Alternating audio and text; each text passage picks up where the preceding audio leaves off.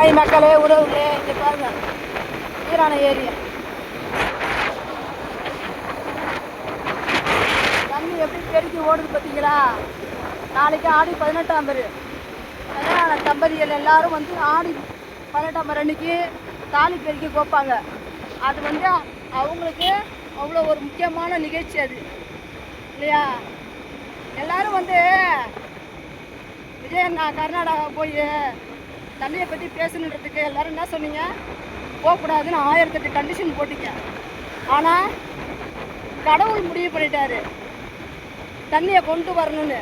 நீங்கள் நினச்சிக்கிட்டீங்க இதெல்லாம் வந்து மக்கள் வந்து ரீல்ஸ் பண்ணி முதலமைச்சராக வந்துட்டாரு. கிடையவே கிடையாது. கடவுள் தான் இந்த விஷயத்தை கொண்டு வந்தது. தெரியுதா உங்களுக்கு? இனிமேலாச்சும் மாறுங்க. புது அரசியல்வாதி உருவாகிறீங்க, சந்தோஷம் தான், இல்லைன்னு சொல்ல வரல. அதில் வந்து மக்களுக்கு செய்யறத பாருங்க. நீங்கள் வந்து காப்பி அடித்து ரீல்ஸ் பண்ணாதீங்க. பார்த்தீங்களா?